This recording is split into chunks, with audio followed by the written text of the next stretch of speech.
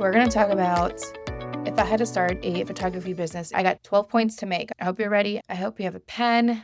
If I had to start a photography business in 2026, this is what I would do. You have a camera already, as well as a lens, and you actually know how to take pictures. You've been taking pictures for some while. Friends are asking you to take some photos. You like it, you love it, you want a business, you want to make more money. These are the 12 must-have things running a photography business professionally. A domain.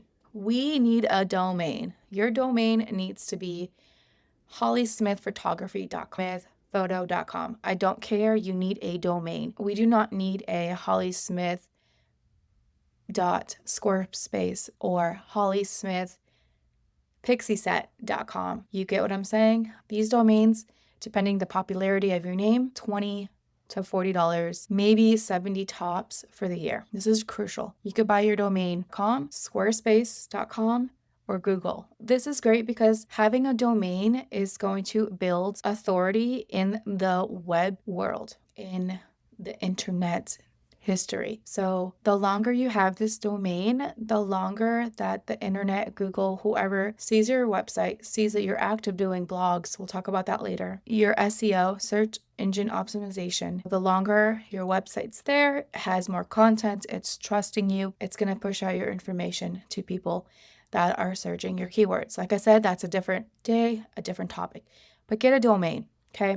That's going to help you in your ranking. We got your domain. Perfect. So if you got Squarespace, you got your domain, you could actually have a website through Squarespace. This is not sponsored. I've used them before. Having a domain and then having a website hosting is a whole different topic. The website is like your digital front store, okay? People go into a store, they like what they see, they buy.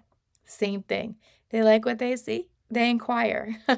The end. You wish it was that simple. But anyways, next thing, register your business, your photography business on Google Business. So you need to have a domain and website to connect those together. That's important because you have to get a code. You have to embed that code, and then you get a Google Business. You hook up your analytics. It tracks. Once you have your Google Business, you need a Google email. We put two and two together that we could use your name or whatever your business is into the Google email, right? Gmail, because you need a Gmail to have a Google Business. This is going to add more to your trust factor on the internet. This is another great tool. Google Business is because you could have reviews. Facebook business page, I'm sorry. I know, it's so annoying. If you wanted to escape the internet and the social industry, this is not for you. Anyways, Facebook business page and an Instagram business page. Kind of has all the handles of your business name. Fun fact, do a quick search on handles on Facebook and Instagram and TikTok or wherever you want to be to make sure they're available. If they're available, you claim it so nobody else can. Legal technicalities. This is going to be your business license, okay? You're taking money, you need to have a business license. This is non-negotiable. So your business license, it's either in your town or county, depending how that is set up. And if you rent or lease, if you don't own your property, you would have to go through the landlord and grant permission. Fun fact, that you could do business out of your home. It's not like you're having clients in your home. That's a different story.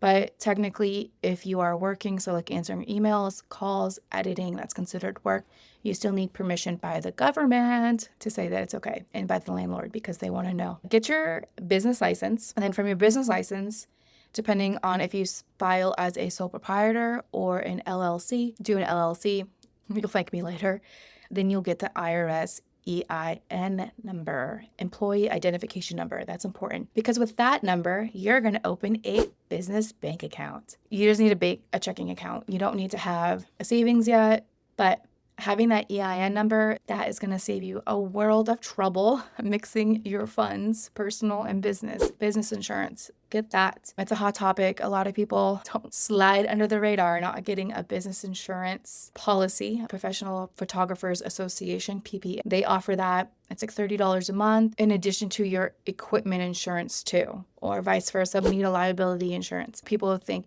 oh, I don't have a studio, so I don't need insurance. Yes, you do, even if you don't have a studio, because you're on a session. Goodness forbid your client falls and breaks her leg. And she's like, oh, it's because of Holly. She told me to stand there and there was a hole and now I have a broken leg. So she can come back and sue me. We don't want that. We don't want that. So yeah, you definitely want to have business insurance. And nowadays, everybody wants to sue everybody. Defamation. Just save the headache. Just get insurance. Next point is going to be an online gallery hosting. We do not need to be sending our photos on Google Drive or WeTransfer. Please don't do that. Plus, that's not visually pretty.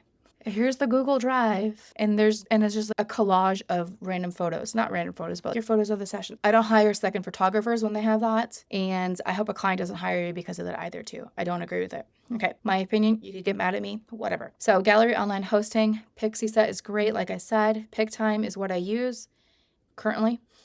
And Sprout Studios. Contracts. Nobody wants to talk about contracts. I will not hire somebody if they don't give me a contract. If I'm spending hundreds, thousands of dollars and we're just going to go on this agreement orally in a handshake, yes ma'am, no thank you. Contracts are great because it gives you and your clients written expectations, okay, on both parties. We need that. We need to know what they expect from us, images, sneak peeks, rescheduling, cancellation, all of that, and vice versa. And we need contracts.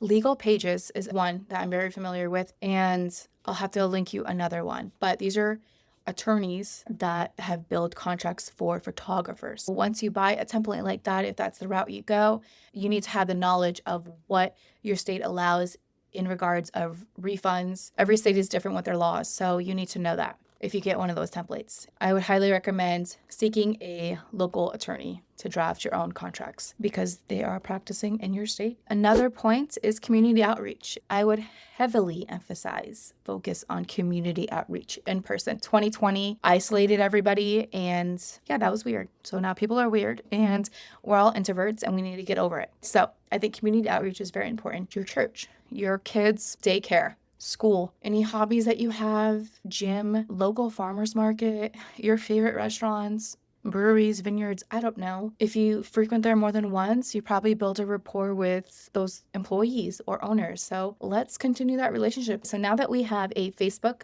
a business Facebook, and a business Instagram and TikTok, all of those great things, we should do giveaways. You could do giveaways just as a photo session, a gift card, a print, a frame, a canvas, make it unique. One more is a CRM. I put a question mark, optional, client relation management software. So it's just going to help you be organized when you are onboarding new clients and managing your clients and then offboarding them. The CRMs, for example, you could use Session has it, Sprout Studio, Pixieset. These are all great platforms that have a CRM, that have like their own client portal. Honeybook is the most popular one in the photography industry. But these are going to have like your own individual client portals when you book a client, when you send a proposal, when they pay. So it's all in one and it looks nice. It's organized. It tracks your leads. It tracks your booking rates. It will track your bookkeeping. I put an optional. It's not urgent because you have pen and paper and you could get like a calendar. Next suggestion is going to have multiple SD cards, batteries. This is important because it's going to help you stay organized and help you through your pre and post session flow. So a steady state drive or a hard drive, at least one or two per year depending on your client load.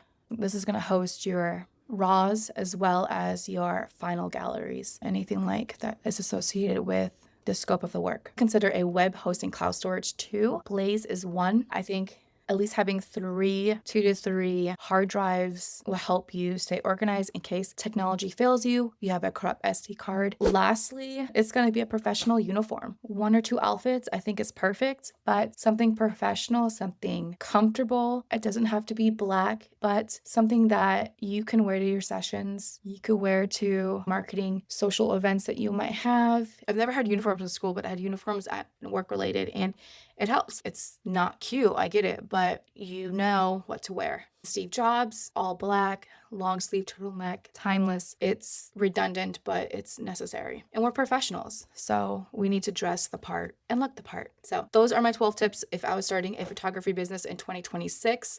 I hope this was informative. I hope this helped. If you're not doing any of this, I hope you consider. I'll see you in the next episode.